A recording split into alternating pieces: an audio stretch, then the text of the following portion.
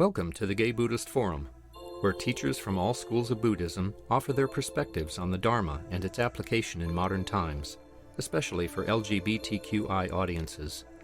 These talks are offered freely to the world and made possible by appreciative listeners. If you would like to support our efforts to share the Dharma with underserved audiences, please visit gaybuddhist.org. There you can donate, find a list of upcoming speakers, or enjoy many hundreds of these recorded talks dating back to 1996. Good to be here with you all again. I am sorry to report that Daigon is not going to be able to join us today as planned. We had planned to have a dialogue, a Dharma dialogue today with you all. But Daigon got sick coming back from Austin. He has COVID. And so even yesterday, we were planning he'd be on Zoom and I would be here, but no, he's really not feeling well today. So he is resting, and I invite us all to send him our metta and good wishes for him to feel better as soon as possible and to have as much ease and rest today as possible. So sending out our good wishes towards Daigon. So we're going to have a kind of an emergent conversation today because our plans changed. And so, I have plenty to say on this topic, so no shortage of things to say. And also, I wanted to, as we get started, actually check in with all of you. Many of you have been here for the last 2 Sundays. I do see a few new faces. So for those folks who are just coming into the conversation today, hang in there. I'm sure the conversation will go in all the places it needs to go. But I wanted to actually start out and see if there are questions or reflections from the last 2 Sundays. 2 weeks ago, Daigon shared on this practice of intimacy with ourselves. And last Sunday, I shared around the practice of bringing our mindfulness to our relationships or relational practice. And I know last Sunday when we ended, there were still more questions that we didn't get to just because of time. So I just wanted to start here with all of you, like what's been alive for you in this conversation we've been having? Are there questions that are still present from last week or things that have come up in between? Questions or things that you would like to share with the group. So I just want to, have a little time for questions as we get started. And then I'll go into some of the things I was planning to share. Yeah. Well, my name is Ty, and 6 years ago I had a really bad accident. It was awful. I was a bike rider, did the 8th life cycle ride 3 times, and was training for my 4th time. And I hit a pothole in the road in Oakland and came off my bike at like 7 foot and hit on my head, landed on my head. Was in a coma for a month, and so I feel like in a lot of ways it's been like a rebirth of me. It's been growing back up. I mean, the doctors gave me a 1 in 10 chance to live, so. But I feel like it's been kind of a natural rebirth of myself. And so this whole process of intimacy, I'm like, what do you mean there are other people in the world? I mean, I guess I felt very much like it's the emergence of a child into adulthood, realizing there are other people. And so I've had some issues with family members around the ways that I'm perceived, and I think that's fundamental to how I've been. And this whole conversation on intimacy has been the opening up of that part of me into like, oh, there are other people and they have feelings that are different from mine. And there should be some reason I should honor that. That has been new. Do you recommend a way that I guess I can practice that going out in the world, not yelling at other people. But is a practice that you recommend that I do, or another way I can explore it? Yeah.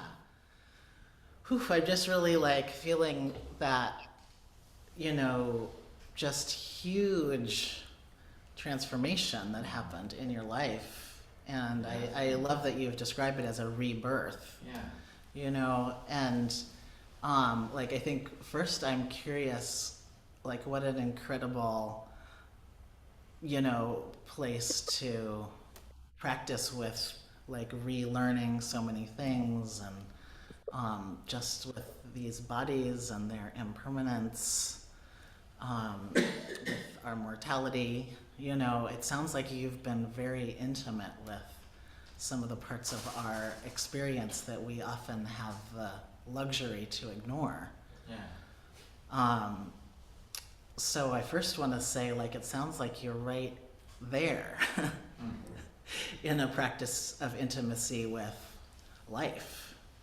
Yeah. You know, and I think this is one of the topics I was really thinking about coming in today, is like, you know, how are we in intimacy with all of life that includes, you know, injury, illness, old age, death, all of that is right here in our changing bodies. You know, and so I wish I had like time to ask you all kinds of questions about what your experience was like and what you discovered in those, you know, but I think I want to almost put the mirror back to say, like, you know, Well, there's like so you much said, in your experience. it was kind of like growing up again. I mean, I was very inwardly focused, very much like, it's about me, it's about me. You know, I was in the hospital for a year, so everything's about you there. Yeah. They come, they take your temperature, well, I had a tracheotomy and a feeding tube, so I started from that. So everything was about me, and I think it's turning that back around. I mean, I'm learning to walk now, I have this cane here, and so walking has been hard, and it's kind of like growing up again, and just understanding that I need to turn that from inward look, where it's been for the last 6 years, into looking outward into the rest of the world. Yeah. Yeah, and I also think it's interesting to think about now you're in a developmental stage, and that like we all as children have this really like healthy, you might call it like healthy narcissism, or a healthy like self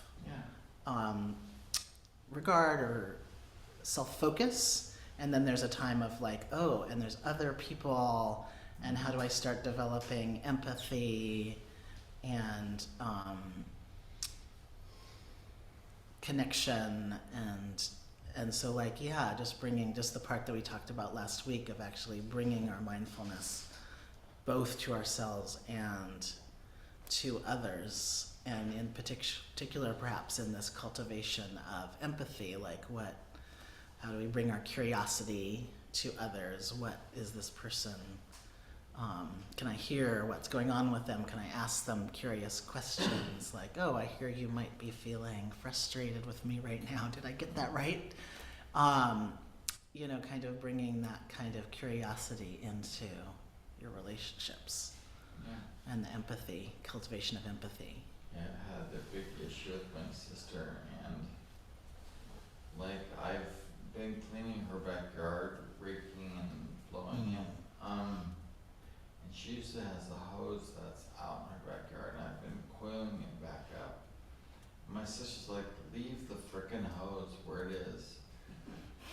And it's been kind of a big issue, and I've kind of thought, well, she really just wants me to put it back so it's in the right place. And no, she wants me to clean up if I feel like cleaning up, but she wants me to leave the hose alone. So I finally understood that, and it's been kind of awakening to other people wanting different things than you want. Yeah. So I know where the hose should go. I mean, it looks perfect, it's not perfect, tripping hazard and all that stuff, but this person who actually owns the house wants it in a certain way, and I should honor them. Yeah, I love you just calling that's an awakening right there. Is, you know, whatever my views what are her needs, and how can I honor those, and just be aware that she has needs that are different and views that are different than mine. Well, And I think I'm actually gonna, let it all happen. yeah. And I'm curious, I wanna just see if there's other folks who have questions and shares, and thank you so much. Yes. Just to sort of add on, because I bear witness to a similar situation with my late partner who got hit by a bicycle and a skull fracture, but it was an open thing, so we just had the sit on the brain, so there wasn't as much damage. And he had an underlying, when he came back to live with me, had an underlying condition of panic disorder. What was curious was during the period of seizure precautions and stuff, once he got discharged, because he only stayed at the general for about a month and a half, and it was touch and go, of course, at the beginning, just like you, right? Yeah. Yeah, So I was there for a year. yeah. But what was interesting, because he had a panic disorder, what was interesting was he could sort of feel each layer of ability slowly come back, and it was just a wonderment to him that he was, number one, really peaceful, and the very last thing after about 5 months, and after he got off to Latin, the last thing that came back was panic disorder. So there was this whole realm of him and abilities and calmness that was sort of deep-seated in his brain, on top of that little witness that you always sort of have, even while you're dreaming, that may have the abilities to help guide and make choices in a semi-rational way. But it also, because of a lot of brain injuries, there's not as much dampening when an emotion arises or erupts. So me as a witness, I just had to go like, it's not me. He's just exploding. Yeah. So it's a very unusual path, and that rediscovery of self that Steve had and me reacting to him was the same. Yeah. Yeah, and just like so much to notice and learn about our minds and bodies in these like heavenly messengers of injury and illness and changes. I'm thinking also of if people are familiar with Eugene Cash. Eugene Cash, who's a teacher at San Francisco Insight, who actually had 2 bicycle crashes and pretty severe brain injury as well. And I'm curious, I don't actually know whether he's talked about it in Dharma talks, but I imagine that he has. I don't know if folks are... Anyway, it's just something to check out, whether Eugene has talks about that on Dharma Seed or elsewhere, because he's really gone through that whole recovery process as well, and with all of his practice and insight. Yeah. Yes. Hi, Grisha, and thanks for coming today. I missed the first talk I was here last week, but in last week, how do I phrase it? So I'm also right now doing a wise communication workshop, a nonviolent communication workshop with Orange Sofer. Yeah. And so I'm really hyper aware of what I'm saying, how it's the things that we talked about last week, and when I came back from 5 weeks in Barcelona, where I was in total mellow, like vacation mode, no monkey mind, just came back and instantly the monkey mind kicked back in, and I had a friend staying with me who had been in my apartment the whole time with her very special needs dog. And so there's a whole, for the entire last week, it was like me wanting to erupt, but like stopping and just recognizing the deep compassion that my friend has for this dog. And noticing how I have almost zero compassion.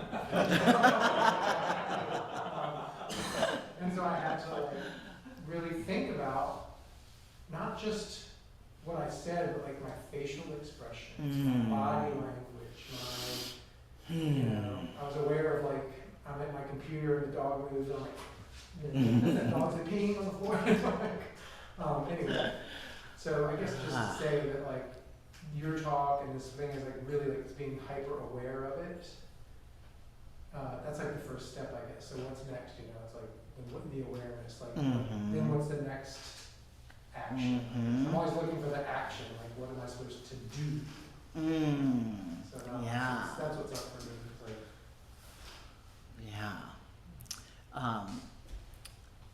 I'll go ahead and then I'll respond in a moment. It was somewhat a response to your question through my lens. I was in spiritual group for 15 years, and one of the main practices was to observe yourself and be aware of what's going on and sort of analyze where it comes from, what causes what, and be sort of detached and be that witness. And it was useful to learn all those things about myself. And at some point I realized that I was stuck in that position of witness. Like you were asking, what's the next thing to do, what action? Even that question, my discovery was that it's not like I have to do something, an action, which often implied that I was not good enough, I was not spiritual enough, I was not awakened, there was something wrong with me, I was asleep, I had to wake up, I had to be loving and compassionate, but it had that judgment feeling which traces back to my parents who were judging me. I was just, instead of saying, oh, you have to grow up and be successful, I was saying, you have to grow up and be spiritual. But there was this harsh attitude towards myself that I'm still a bad boy who is never going to please mommy and daddy, but now spiritual, that I internalized inside. And it's not the action in outside that I have to grow, change or do, but it's kind of a stepping back and compassion, loving and accepting myself. And to the degree that I can accept myself, then I can accept and be compassionate to other people. I'm still kind of often skipping through that next step, but I realize that I cannot jump over it and get to something else and without fully accepting and compassionately loving whatever it is first. And then maybe something will change, but only after full process. Thank you so much. What I'm appreciating, just like the ways that this, like bringing our attention to our relationships, even the relationship with the dog, is like, oh, there's so much rich material here for our practice. Like when we turn our practice towards these moments with the hose or the dog or whatever it is, wow, there's so much so much here to work with. And then I love what you're bringing in about noticing even within our, like, bringing our awareness and our attention to these moments of difficulty, that there's still more layers there of our conditioning. And maybe particularly our conditioning around wanting to be a good person in that moment, or wanting to do it right, or wanting to have, the right reaction or the spiritual reaction. And that's been this piece of how even within my practice, these conditions of trying to get it right, of being a good practitioner, practicing enough or practicing in the right ways, all of these things show up. It all shows up here.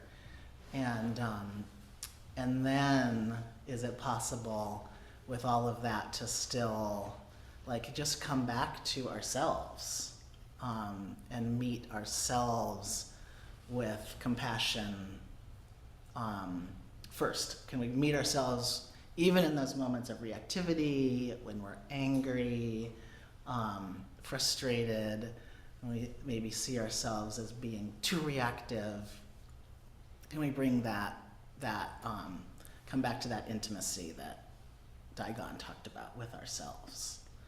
And I think one of my places of practice, because of being a teacher and facilitator, one of the places I really try to bring my presence and awareness are actually to the moments when I make mistakes and have an impact on someone else when I'm teaching. Because often that's like maybe something that I have been afraid of, like, oh, if I'm holding retreats, like people are so in such a tender spot, I have this responsibility, and I might say something that triggers somebody. And so can I even bring that compassion to those moments when I do those things? When I do say something unskillful or use the wrong pronouns for somebody or whatever it might be, in that moment, I can notice all of the shame that arises, the contraction, the fear, the maybe wanting to fix the situation. But in all of that, can I also just first come and attend to myself and really meet myself with all of that? And for me, shame is one of the most difficult feelings to just be with, and just can I even just be intimate with that, with the shame that arises when I make a mistake, and care for. I often think of it as like a much younger part of myself that feels like afraid, like I'll be ostracized or someone will be mad at me or whatever those things. Can I just stop and care for that part of me, and then from that place turn to the person who I might have impacted and really be present with their experience, and attend to that, whatever needs to happen there. Maybe it's just listening and being present, maybe it's an apology, who knows, but can I just care for myself and then turn to the other person? So yeah, just thanks for all of that that's been prompted there. And I see we've got also a hand on the Zoom screen. Go ahead.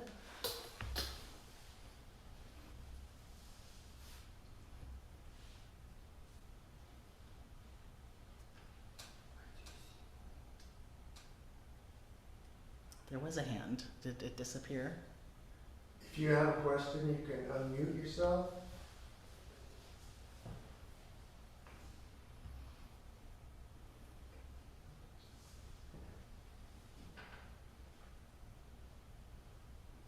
Maybe a scratch or something. Yeah, anyone on the Zoom? Anything to share or ask?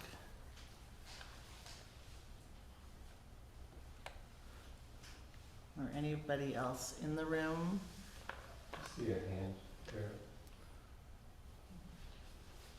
I think it's Ken. Put on the album.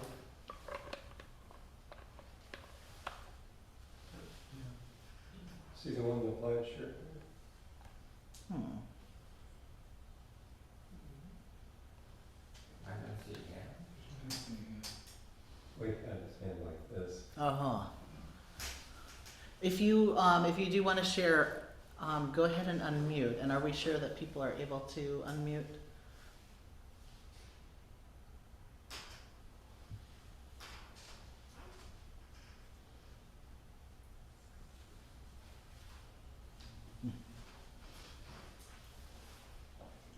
If you're not able to, go ahead and send a chat to Jeff. Okay. So yeah, if there's nothing else right now, I will go ahead and go into some of the things I was thinking about, which we've already started to touch on in the questions. And I think one of them is as we talked about first this piece of our intimacy with ourselves and our practice, then bringing in how we're bringing that practice, awareness, intimacy into our relationships with others. I just wanted to kind of complete that circle. For me, in addition to that focus on, really being present with myself, having intimacy with myself, with others who I'm in relationship with, I also practice in a very kind of, it was a regular part of my practice also to be touching into my connection and intimacy with the earth and the natural world, as well as what I think of as kind of the unseen world of deities, guides, ancestors. So just to for me, this piece about really cultivating intimacy in my daily practice, it is actually cultivating a sense of connection in all of these directions. And so, often what is this practice of just being in intimacy with the earth is, bringing my awareness many times a day, just to that I'm in this body and this body is connected to the earth. That I can actually tune into the sense of gravity, which is this great earth body, holding me close.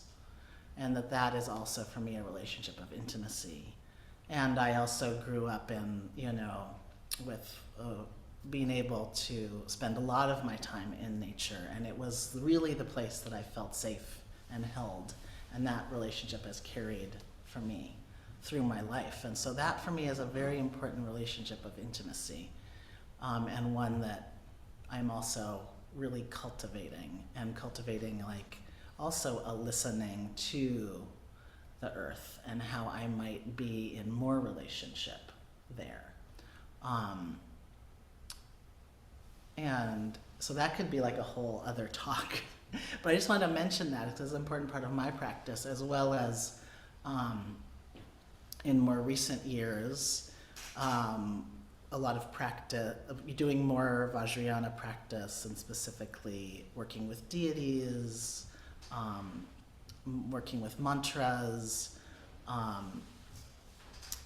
and more work at, I have an altar at home where it's a place where I can really kind of bring my practice, whether it's working with deities or ancestors, and more cultivating a practice of prayer, which we often, I feel don't talk as much about in our Western convert Buddhist spaces, but is very much a part of the practices as they're held, kind of within global Buddhism, and in the cultural Buddhist practices as they've originated in India, Nepal, and spread across Asia. So so I've been sort of connecting with more of that practice, and I feel like this practice of prayer is another kind of intimacy. And I love a quote from, come to me in a moment. I'll say the quote first, and hopefully the writer who wrote it'll come to me, or someone will remember. So it says, she said, there's only two prayers. There's help me, help me, help me, and thank you, thank you, thank you. And yes. Thank you, and Lamont. And so I just that's a kind of intimacy also, that we're in this intimate relationship with whatever in the unseen world we are relating to as something bigger than ourselves. And that might be, it might be relating to God or deities or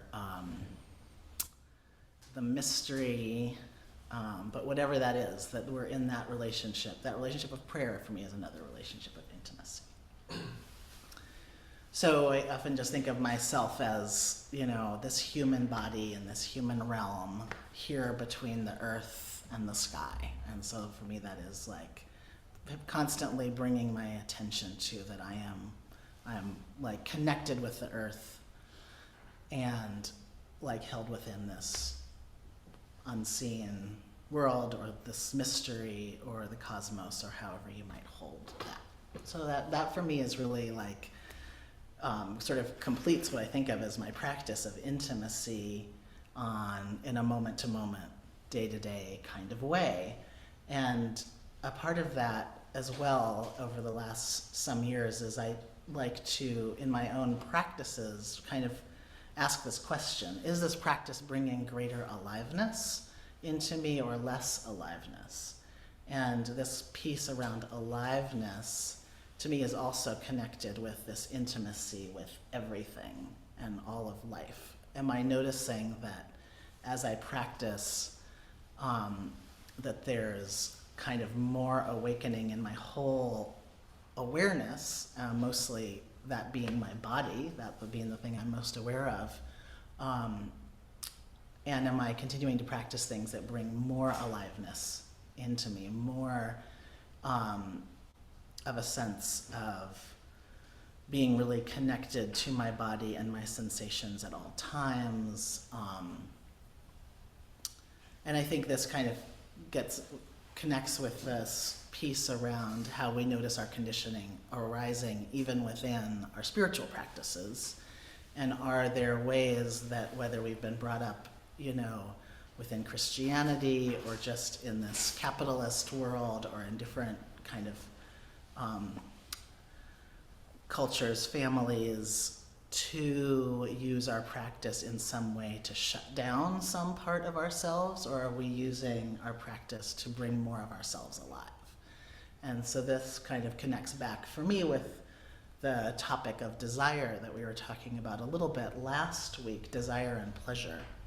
And if folks may all be real familiar with this already, Mark Epstein wrote this book, Open to Desire, that really investigates this question of,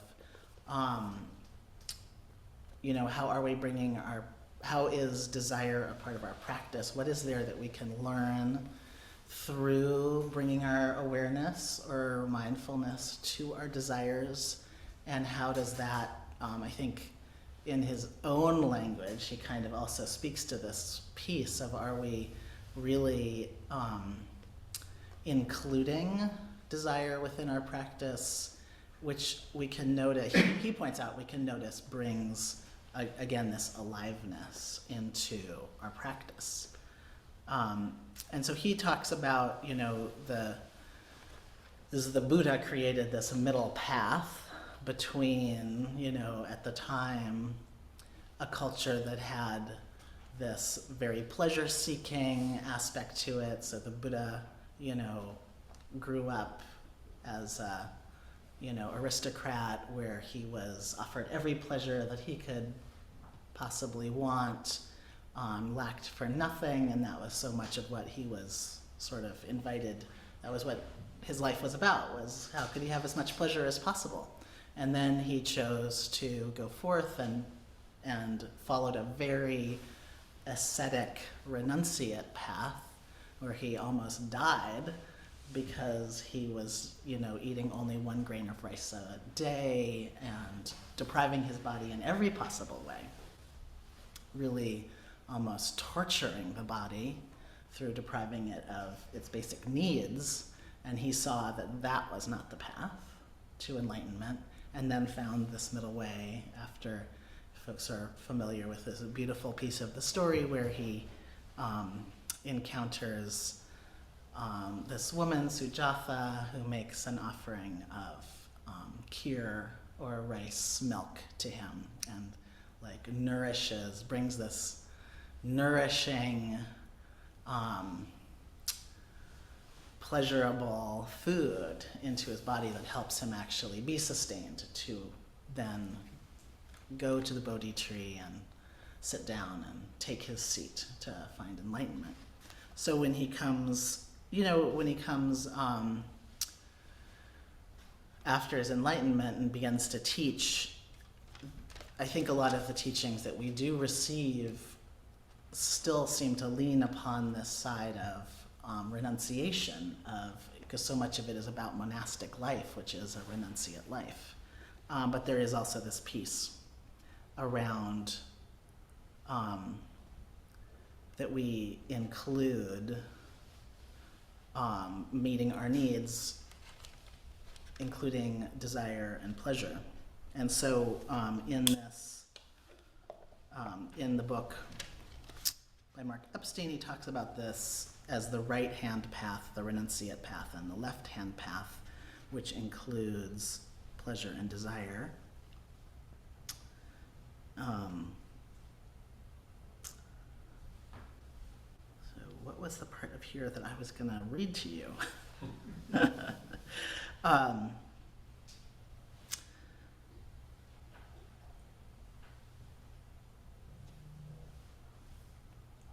Well, okay, I'm not going to read it, but just to say that, that in this, the first teaching of the Four Noble Truths, that this first truth, that there is unsatisfactoriness, and then the second noble truth, that what kind of leads to this suffering or unsatisfactoriness is the word that actually translates as thirst. So thirst or craving or clinging, but sometimes it's also translated as desire. And so Mark Epstein is just really pointing out that that's not what the Buddha was talking about, and that there's actually, within his teachings, really a place for desire, but also an invitation to notice that our desires might not always lead to pleasure or satisfaction, that we might find ourselves caught in loops of maybe more compulsive cravings or thirsts or desires, or just the clinging to things to stay as they are or the way that we want them. And that, so is there a way to think about, we're not getting rid of desire, we're just noticing that we have desires, and what happens when that desire is met or not met. So it's more of an invitation simply to notice that that there's a gap, that there's a gap between our desires and fulfillment or satisfaction, and that's that unsatisfactoriness. And we could get exactly what we want and still be in that place of unsatisfactoriness, and still notice that that it never stays, that, the pleasure, we might have a desire for something, receive it, feel the pleasure, and notice that that is fleeting. It never stays, and the repeating of the loop doesn't always even result in the same pleasure as we experienced the first time. So noticing that this is just so elusive. And I think, it's interesting in the times that we're in right now, where anything that we want in the world can be delivered with a click of a button and arrives in a cardboard box on the next day on our doorstep. Is really an opportunity to notice that when we get what we want, it doesn't always result in satisfaction.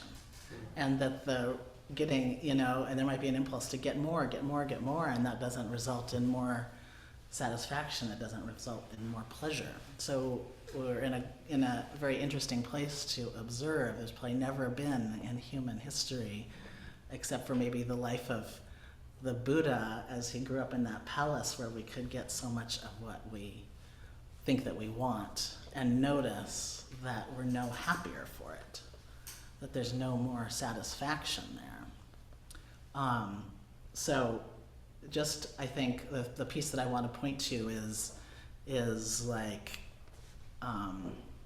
noticing that there is desire, and that there is, I think, no benefit in trying to override our desires or shut them down or make them be quiet, because they are a part of who we are.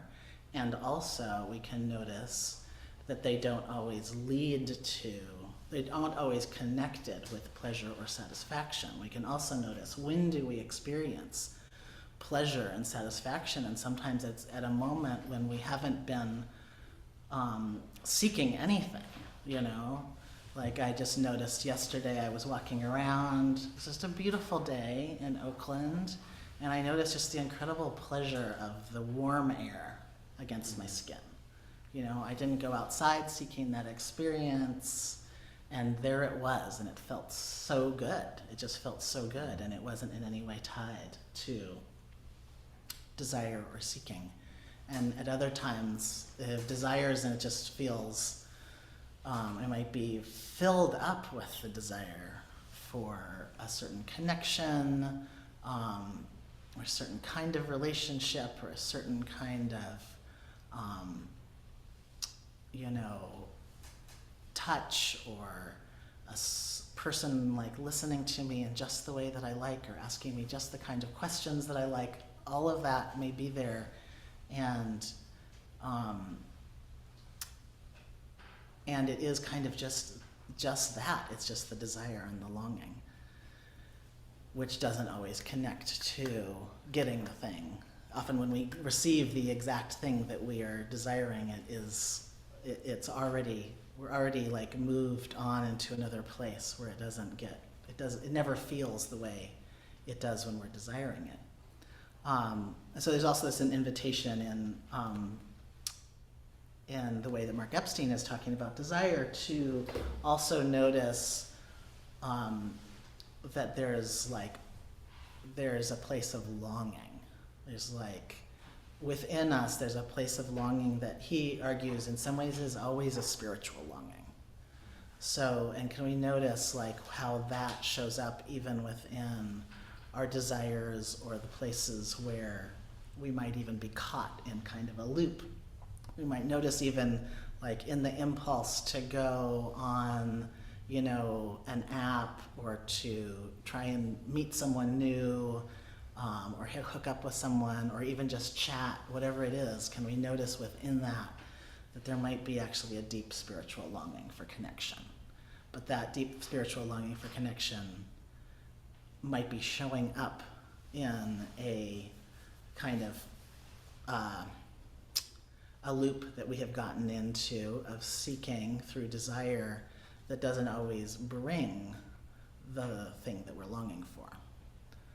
So it's just another place to notice that the desire doesn't always connect to a pleasure or satisfaction, but we also might notice a place of pleasure and satisfaction that is just unexpected, that might be like, oh, I'm receiving a real sense of deep connectedness in listening to a friend's story about something that happened to them, and I'm just completely connecting with them, and that unexpected satisfaction shows up. I'm going to check in and see. The time is like, that's gone by very quickly. It's already 11:48, so I want to check in again and see if there's questions or shares here. Yeah. I'd like to hear more about how your intimacy with deities, how that works for you. Yeah. That's not too intrusive. No, and I'm only hesitant because it's a relatively new practice for me. I've only a couple of years, and so I feel like not something that I'm, that is in the realm of what I teach. It's something I've just been exploring as a practitioner. And so I'll say in particular, I practice a lot with Lama Rod Owens through his community. It's called Buddhist Barsha, which is the Sanskrit word for touching the earth. So in particular, through he guides medicine Buddha practice and green Tara practice. And what I've noticed, at first I was just like, I don't understand this, what's going on here? But through the continued cultivation of these practices, I have noticed like a deep connection that has arisen for me, in particular with green Tara. That's kind of the deity I find most accessible. And so there's a way now through mantra practice or visualization practice that I can bring up green Tara, who's an embodiment of compassion in action. So you can see her over on the altar over here. There's green Tara and white Tara. Green Tara sits with one leg bent and the other one forward. So she's ready to leap into action. That's her, the way she shows up. And then you'll see white Tara on the right is sitting in the full lotus. They're both an embodiment of compassion, but green Tara is ready to leap to whoever needs compassion at any moment. So just been connecting with with green Tara as this quality of compassion, and so they imagine like green Tara just radiating compassion to me, but then also part of the practice is imagining myself as green Tara, radiating compassion to the world. It's a very embodied, for me it's a very embodied practice. It's one in which I actually receive a lot of love, like love, compassion, and care from green Tara, and also feel like the embodiment of that within myself. It's almost like I feel like it's a kind of like a re-parenting practice. You know, for all that I had really difficult, you know, kind of developmental experience where I didn't feel cared for, I didn't feel loved, I can almost like repopulate my own kind of like database of experiences through connecting with the deity as a very loving and caring presence that's available to me. So that's what I would share. And yeah.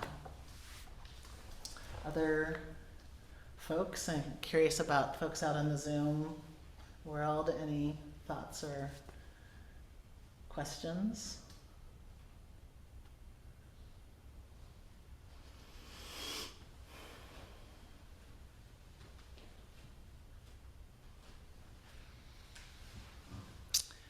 Yeah.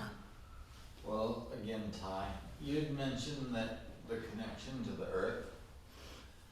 I have family that lives in Salt Lake City, and I was there for Thanksgiving 2 years ago. And I was helping to do the dishes, so I had the water on full blast, and my cousin came and she put her hand on my shoulder and she said, "You know, honey, you can turn the tap down a little bit and still do the dishes and just rinse them off.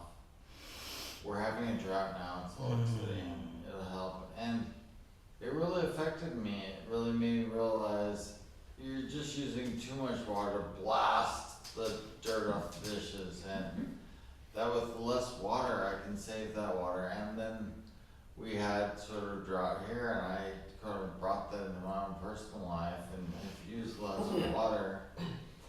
And I drink a lot of water, as we all probably drink water, and it made me conscious of that. And then I also have been peeing like we all do, and I've not been flushing after every time.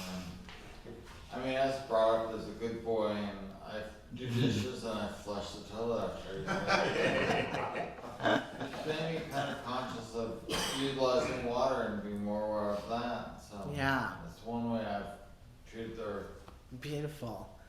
Yeah, and that's a great segue to one of the other things I wanted to share on, which is just the precepts. I think of the precepts as being the ground for intimacy with ourselves, with others, with all of life. And so I brought this little book from Thich Nhat Hanh, For a Future to Be Possible, which is his little book on the 5 precepts. And I think in my own experience, so Thich Nhat Hanh talks about these as mindfulness trainings. You know, they're not rules for us to follow. We might not even agree with them.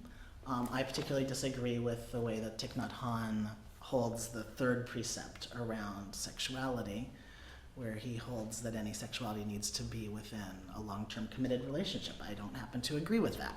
So, but I can still be fully engaged with the precept and the questions of how do I hold my own sexuality in a way that is actually like nourishing and generative to myself and others and isn't causing harm.